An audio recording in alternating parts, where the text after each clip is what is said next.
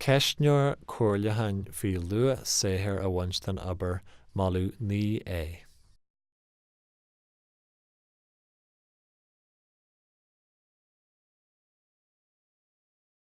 Cad leis a mbaineann an ceisneoir seo? Dul a gcomhairle leatsa. Is mian leis an rialtas de thuairimí a chlostal faoin éifeacht a d'fhéadfadh a bheith ag roinnt Maltaí ón tuarascáil luach saothar a bhaint den obair do dhaoine faoi bhí chumas 2017 ar de Cailleach féin. Tá an tuarascáil seo ceaptha le feabhas a chur ar chortaí oibre do dhaoine faoi bhí chumas. Is tá an ceisneoir seo ceaptha go príomha le haghaidh tuaismithirí a bhfuil an Liúntas Cúram Balla LCB a íoclá le haghaidh a báistí. Mar thuaismithir léinamh atá faoi bhí chumas is ál dúinn go bhfuil gach seans go bhfuil dúchleain a gceist duit féin agus do leanamh maidir le reachtainn a fháil ar na tacaí a theastaíonn ó do pháiste. Tuigeann muid go bhfuil tú an-gnótha agus go dtógfaí sé roinnt ama an ceisneoir seo a comhleanú. Tá do thuairimí tábhachta don rialtas a fach. Do thuairimí a chlostal. Mar theirbhís fostaíocht de pobal an Stáit, is mian linn oibriú le do leanamh nuair a bhaineann siad amach 18 mbliana d'aois. Is mian linn cabhrú leo an leas is fearr a bhaint as a gcuid rabhanna oiliúna, oideachais agus fostaíochta anas go bhfuil siad obair oireanna agus dúnta má theastaíonn sin nuatha. Sa tuarascail luath saothar a bhaint den obair, LSBO, rinneadh roinnt Maltaí.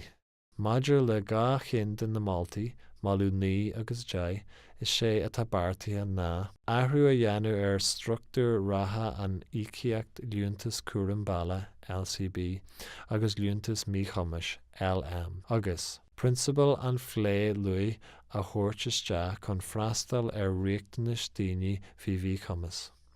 Tá pápar comhairleáin ina mínítear na hathruithe beartaithe curtha le chéile ag ionadaithe ón airneall Mí Chumas agus ón roinn gnóthaí fostaíochta agus comhfhimirce sóisialaí.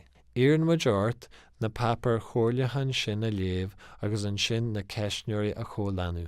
www.welfare.ie/makeworkpay. Déanaí an rialtas macnamh ar do chuid tuairimí sula ginn faoi siad cibí acu an ceart nó nár ceart dul ar aghaidh leis an málu.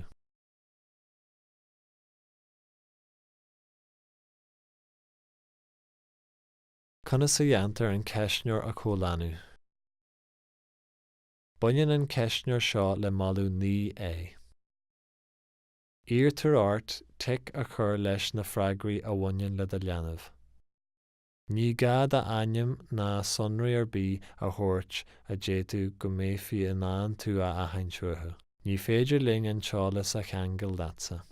Ní bheidh éifeacht ag do chuid freagraí ar éilimh leasa thóisialta ratha ná amach anseo. Is sé an data Jerry ceisneoirí comhleanaithe ná an 6 Oibreán 2018.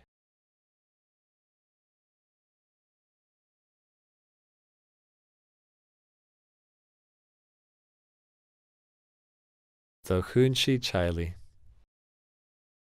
Sí a hain. An bhain do Cailleach an Liúntas Cúram Balla LCB faoi láthair. Cuirteach le cinenne bhain le do hall. Tá. Níl. Sí a dó.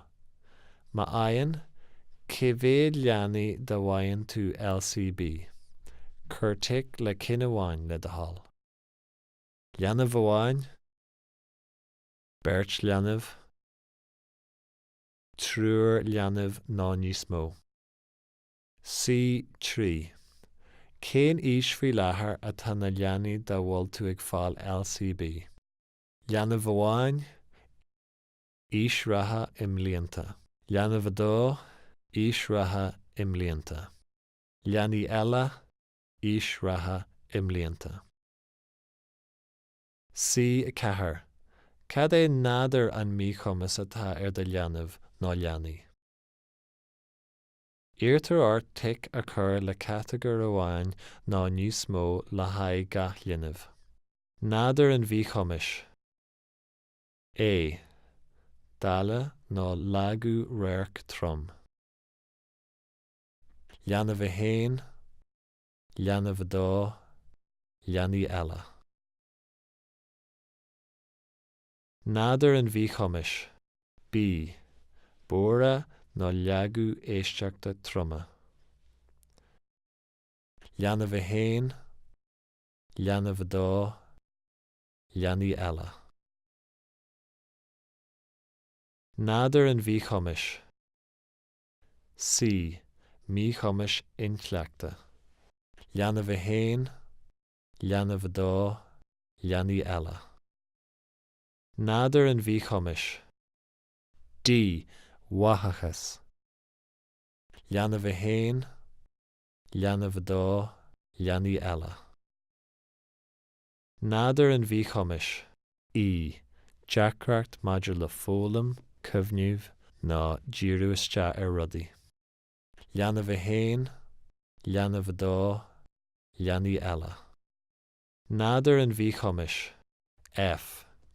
Deacracht le gníomhaíochtaí bunúsacha fisicacha mar shampla ní, gléasú, drapú staire, dultha an léithas. Leanamh a héin, leanamh a dó, leanaí eile.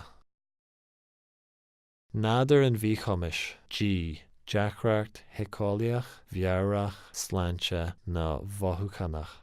Leanamh a héin, leanamh a dó, leanaí eile. Nádar an bhí chumis. H. Deacracht le pian, análú nó aon bhráteach nó riocht ansalach eile. Leanamh a héin, leanamh a dó, leanaí eile. C. Cúig. An bhfuil do leanamh nó leanaí ag freastal ar scoil nó institiúid oileánna faoi láthair. Íartar ort tic a chur a gcóir gach leanamh. A. Tá siad rá ág don scoil. Leanamh a héin, leanamh a dó, leanaí eile. B. Fáinne siad scoilaíocht mhaile. Leanamh a héin, leanamh a dó, leanaí eile. C. Tá siad ag freastal ar scoil speisialta. Leanamh a héin, leanamh a dó, leanaí eile. D. Tá siad ag freastal ar scoil phríomhthrutha. Leanamh a héin, leanamh a dó, leanaí eile. E. Tá siad ag freastal ar rang speisialta is scoil phríomhthrutha. Leanamh a héin, leanamh a dó, leanaí eile. F. Níl siad ag freastal ar scoil. Leanamh a héin, leanamh a dó, leanaí eile. C. Sé. Cén chi a ggurfa síos ar an gceantar a bhfuil cónaí ort ann. Cur tic le cin amháin le do hall. A. Cathair nó balla mór. B. Baile bug. C. Cantar tuaithe.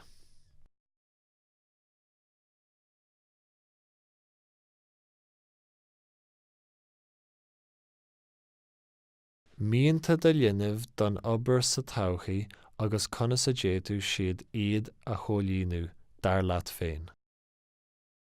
C. Seacht. Cé chomh monínach is atá tú go raithfidh do léanamh nó leanaí a bhfuil íocaíocht LCB a fháil acu i mbun oiliúna, oideachais nó oibre amach anseo. Rognaí ón raon le do hall, monína go ganamh é monína ar chorbaí. Raithfidh siad i mbun oiliúna nó oideachais. An monínach. Monínach. Níl is agam. Níl mé monínach. Níl mé monínach ar chorbaí. Joigh siad obair. An monínach. Monínach. Níl is agam. Níl mé monínach. Níl mé monínach ar chorbaí.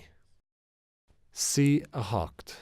Cadí an chúis is mó le himní fi rochtain do linneamh, ná leanaí, ar obair sa todhchaí. Cúiseanna. Níl éon obair éireannach ar fáil.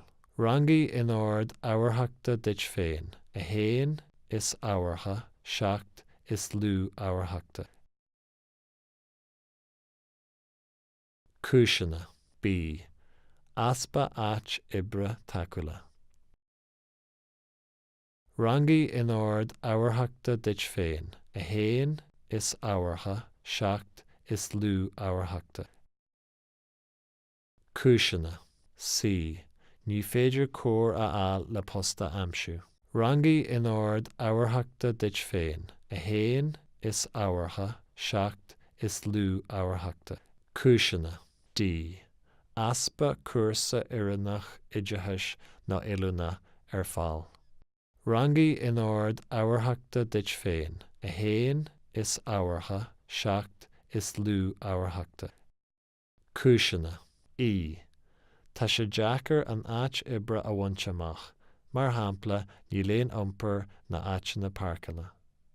Rangaí in ard ábharthachta duit féin. A héin is ábhartha, seacht is lú ábharthachta.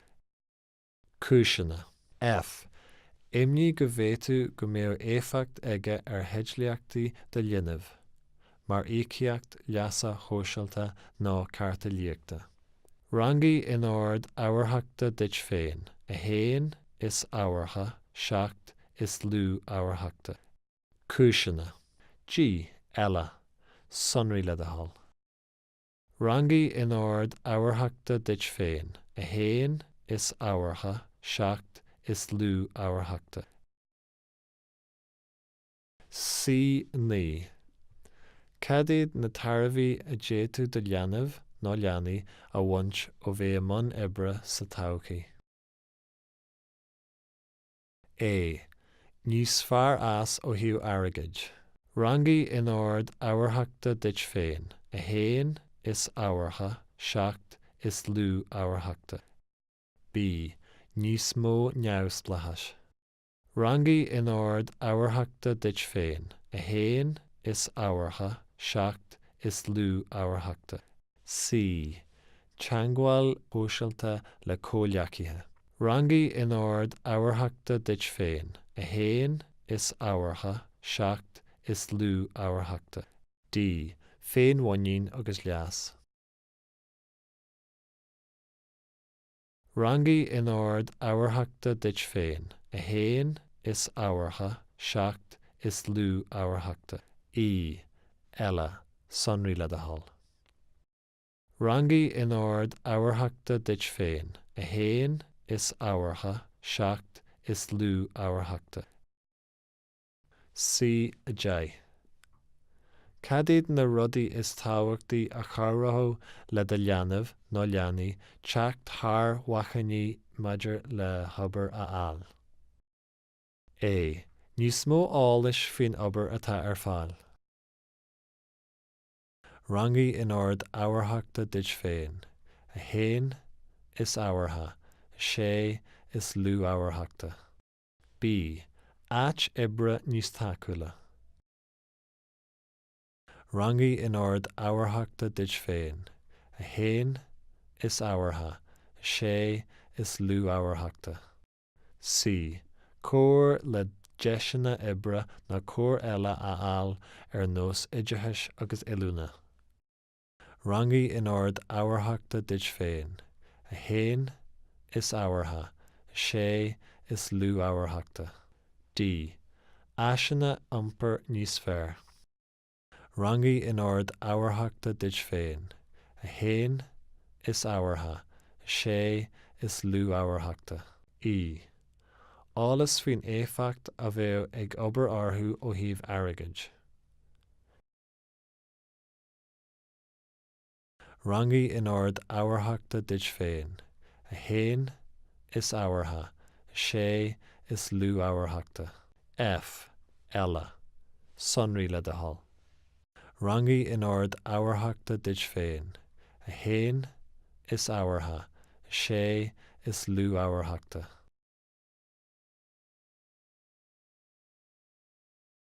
Cuid a trí. Athrú beartaithe ar íceachtaí tacaíochta incom do dhaoine óga faoi bhí chumas. Sí a 11.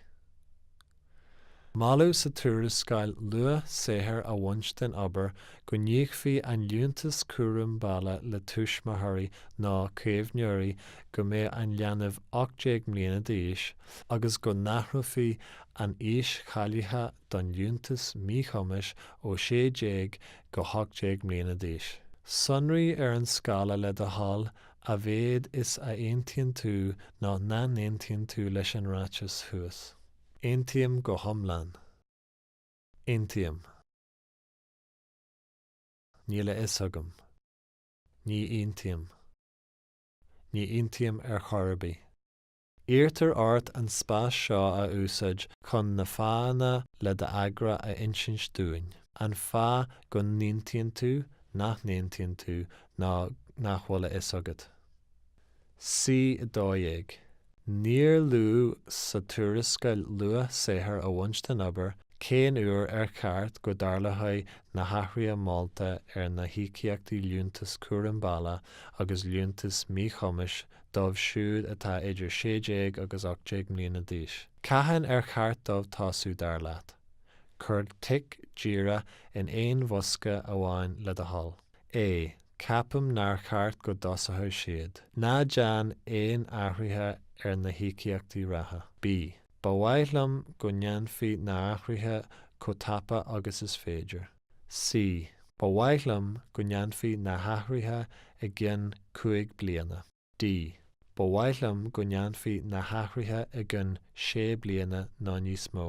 Go raibh maithfidh as an seirbhé seo a chomh leanú.